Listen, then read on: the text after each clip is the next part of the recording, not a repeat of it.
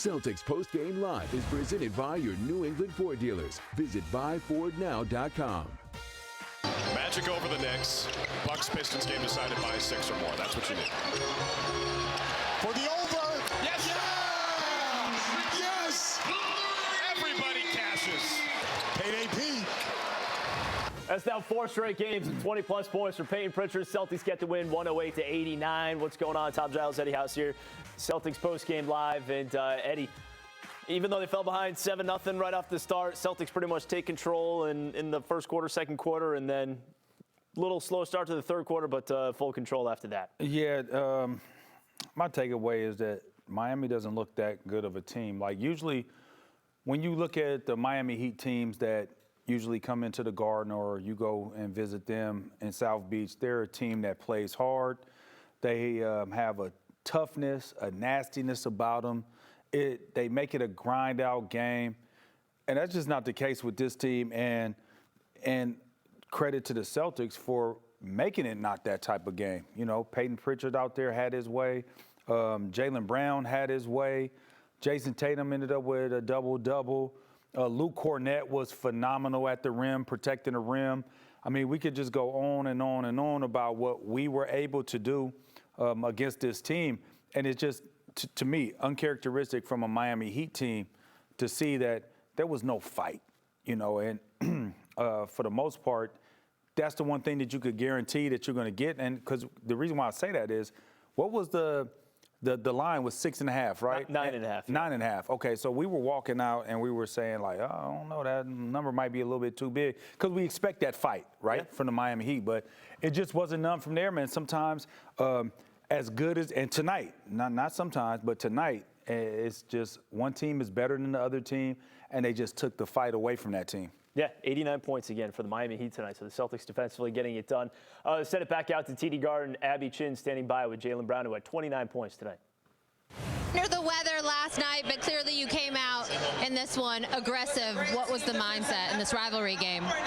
Just can't lose 2 in a row. So I'm not feeling my best, but just want to come out there and be for my team and just help us get a win. Back-to-back, you know, could be tough, so want to make sure we came out with the right energy. You dominated defensively, held them to 89 points, had 14 stocks. What did you like best on that end? I think that's where the game is won for us. It's being great on defense. Yeah. We had that mentality. I think that's what makes us hard to beat. So that's where I like to encourage, and that's where I like to get after on the defensive side of the ball. So tonight we was able to do that, but we got to keep doing that all season long. That Stay Ready group proved they are ready. What did those guys bring for you guys? Yeah, we got some young stars. Shout out to our development team. They come in and they get to work. They listen to our coaching staff, and they're getting better and better. And they're ready when their number is called. You never know. Guys get injured, guys are out, and they step in and fill right in. So shout out to them, Jordan, Drew Peterson, JD, even Nimi at times. They've been excellent. So shout out to those guys. Even though you're not feeling your best, how good does it feel to beat the Heat? Always great. Always great. You know, for me, it's just another win. It's the regular season, but, you know, always great beating the Heat. Jaylen, thank you. Congrats. Thank you. All right, again, the Celtics playing without 4 of their top 8 players in this one, but still not a problem as they take care of Miami and send it back out to Drew and Scally. Your thoughts, Drew, on tonight's win? Well, first of all, Giles, agree with Jaylen. Always feels good to beat the Heat no matter who is in and who's not. But speaking of the guys who are out, Scal, I mean, I think you and I were both a little surprised yesterday when Al and KP both played on the first leg of a back-to-back, something that didn't happen at all last year. They always alternated those back-to-backs. And guess what? Joe Mazzulla knows what he's doing because Luke Cornett dominated this matchup. Yeah, I thought Keita and Cornett were a presence, and it lines up with the best defense we played all year. Now, did Miami Heat have the horses? No, they were shorthanded, whatever you want to say. And I loved our rim protection. We've talked about that all year, points in the paint. But today, we were spectacular in that area, and give all the credit to Luke and Nimi for doing it. So that's a big part of this game. You know, you can talk about the Peyton Pritchard getting buckets, you know, Derek White in the fourth quarter. At times, Jaylen Brown just dominating, getting to the free throw line. All that is all how you win games. But today the really impressive part, was I thought the big presence in the paint. Yeah, points in the paint. Miami goes 19 for 46 shooting in the paint. Anytime you're sub 50%, let alone like sub 40%, that is, outrageous. So that's really been the biggest issue of concern for the Celtics, I think, through the first 20 games of the year, is protecting the basket. You're playing a team with Bam Adebayo. Like, he's one of the best centers in the league. To do that is really impressive, let alone without your top two centers on the depth chart. Then it's Peyton Pritchard on the other end. And, Scott, we're going to run out of superlatives for this guy because 25 points, 4 in a row with 20 points off the bench. First guy to do that for the Celtics since Isaiah Thomas almost a decade ago. Only guys with longer streaks, McHale and Bird. Yeah. Dick Life just handed me that. That's crazy. I mean, with this guy, it's almost like... Wait, why was Bird coming off the bench? I know, that was my first thought. It's almost like, am I reading this right? No. It does say Bird there with 5 games. But that's apparently what happened. And I don't question Dick Life. Peyton Pritchard is improving like at the same rate that Neemias Queta was improving at the start of the year. The difference is Nemi never played before. No, this is different, Drew. His confidence, his ability to go left, his finishing package, right? Like you would see him, we're used to seeing him go right, power dribble layup. Now he's going left. Now he's early gathering. Now he's high gathering. So he's doing more. So it's just, when I look at Peyton Pritchard, he's just bringing more to the table. And I don't look at it like, oh, he's improving. I look at it, his confidence is at an all-time high. A guy who thinks he's probably the best player on the floor in every game he plays, his confidence is even going up. He just looks so much more comfortable out there. And if you want any idea of how confident Peyton Pritchard is right now, Eric Spoelstra might be the single most respected coach in the NBA. Talking that smack. Peyton Pritchard is giving him the business on this side of the floor. It's just really fun to watch. I mean, the confidence is through the roof, like Scal said. He really, it's like the opposite of when a guy's unsure of what he's doing. Peyton Pritchard knows what he's going to do, 5 steps before anybody else does. So he's amazing. The Celtics win this one big time, Giles. And I'm going to go try to figure out if Larry Bird actually came off the bench in 5 consecutive games. That's what Dick says. We'll find out if Peyton Pritchard can do it in a 5th consecutive game on Wednesday when we got you guys back for that one against the Pistons. Celtics win at 108-89. We're going to get further into Peyton Pritchard's night, Jaylen Brown's night. Also hear from Joe Mazzulla, and Chris Forsberg is going to join us next here on Celtics Postgame Live.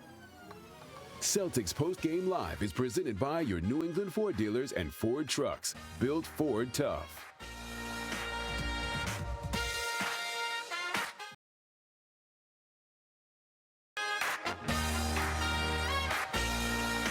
About a bounce back. You told me last night you want these games to feel like nobody's missing. What did you see from your guys? Yeah, just attention to detail, 3 25-point quarters. Again, it says more about the locker room that regardless of who's in, who's out, the expectation is to win, and the guys carry that professionalism, they carry that expectation. And whoever you put in, I have full trust that we're going to put us in position to win the game. And I thought everybody that played in the last 2 games did that, and that's just a testament to the locker room. Yeah, how much do these nights drive home that message? Exactly. You just have to you're going to have nights like that over a long season. It's a credit to the staff for getting the guys ready, credit to the guys being ready to go.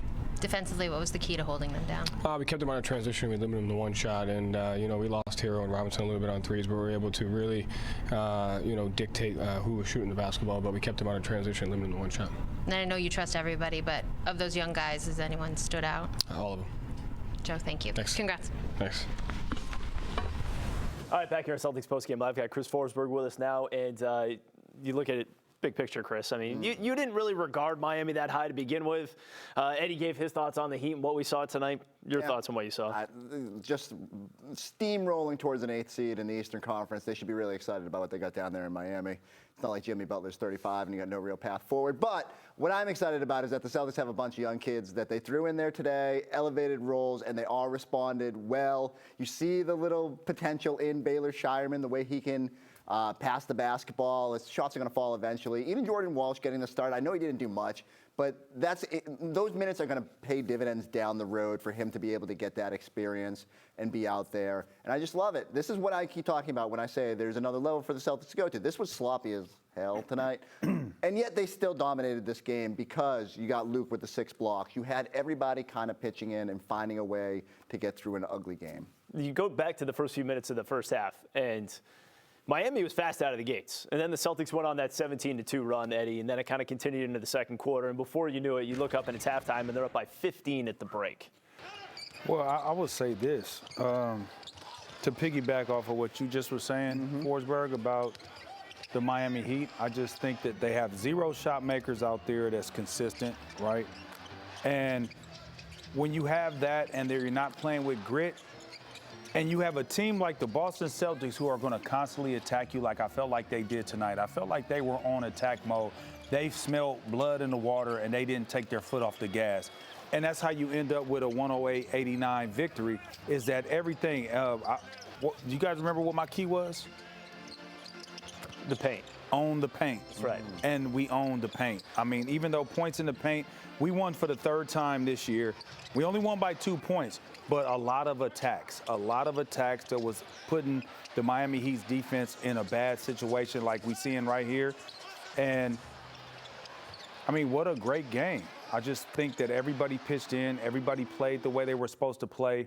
And like Joe said, if you ask who of the young players were you most surprised about, he said all of them. They all came in and did what they were supposed to do. They all did their job. If Jordan Walsh, he only played 13 minutes, but still he had 3 rebounds. You know, find a way to affect the game however you can. It's not always scoring the basketball, but when you are asked to score, and if that is your job, then score. And we know that Jordan Walsh is not a guy who's going to get a bunch of attempts, but you got to be able to, you know, play defense, be in the right space, right place, take away gaps, you know, and just do your job. And I thought that everybody did their job. Think about this. 26 points in the 4th quarter, 25 in the 1st by the Heat, right? 2nd and 3rd quarter, only 20 and 18. Yeah. Second at 20 points in the 2nd quarter, 18. Bam that is showed up great Boston, defense. Yeah. Bam get into town? Was he slightly delayed? That was a tough night for Bam Adebayo. So you know what it was? And he had played a lot 33 of minutes, so he had plenty of time to put up numbers. too much chowder. All right, as it is, Celtics get the win, and fairly comfortably, 108-89, send it back out to the Garden. Find out who won tonight's Tommy Award. All right, it's got a lot of options tonight. A lot of guys stepped up. Who's getting the Tommy Award? Not a lot of options. Only one? Only one option. And you know what that option is? Luke Cornett. Man who got the start, who was going to deliver tonight. Luke Cornett, look at the relocation on the baseline side. Here he is, skying high above the rim. And then I got my invitation, and we're having a block party. And it ain't going to be down in Miami. It's going to be out here in Boston, and its paint presence is going to be massive. Luke Cornett was effective this whole game. The Celtics, best defense of the night. And you can't tell me that Cornett didn't have a lot to do with it. Luke Cornett, my man. I want the invitation to the block party, but you win the Tommy Award. It's all reliable, tying his career high with 6 blocks. Celtics win big. We'll see you Wednesday night. All right, fellas, thanks so much. The Tommy Award is presented by Harvard Pilgrim Healthcare, this way to better health. And for Luke Cornett, take a look at the leaderboard. That's number 3 on the season. So he's up there. Tied for 4th with Al Horford. We got plenty more to come here on Celtics Post Game Live. Eddie, Giles back after this. Celtics Post Game Live is brought to you in part by Sullivan Tire, a 100% employee-owned company.